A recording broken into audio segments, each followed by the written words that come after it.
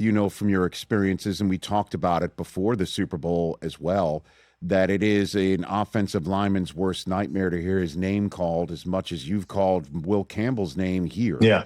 And so what advice would you have for Will Campbell, Mark? Well, I think there's just technically, like, there's a lot of things technically that he could be better at.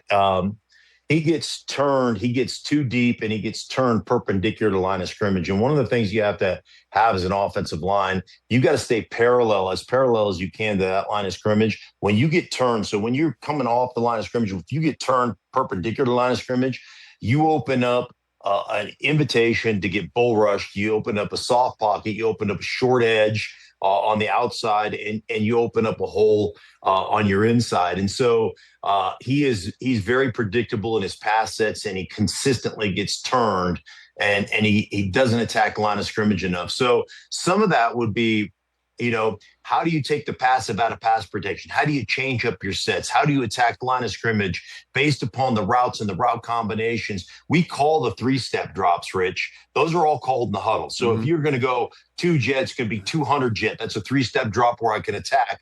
But you have to understand the 5-step drops where the ball is out.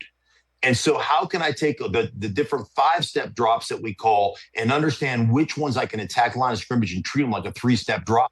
And so I can go take the passive out of pass protection. I can become the aggressor in those situations. So those are things that come with maturity, that come with growing in the offense, that come with understanding when you can take those chances, when you can take the fight, you know, to the defensive line. One of the things I always thought when I was struggling in a game, and it may not look pretty on film, but I was just going to turn it into a street fight. And like I may not grade out well, but at least I'm not going to get my quarterback hit a bunch.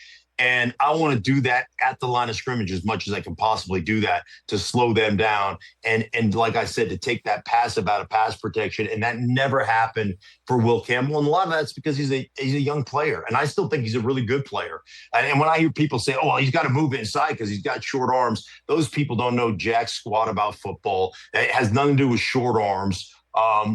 Like, he just needs to be technically a lot better, and that will come with time and with, you know, educating himself on the game. Hey, you made it all the way to the end. Thanks for that. Check us out every single day streaming live on Disney Plus and the ESPN app 12 to 3 Eastern.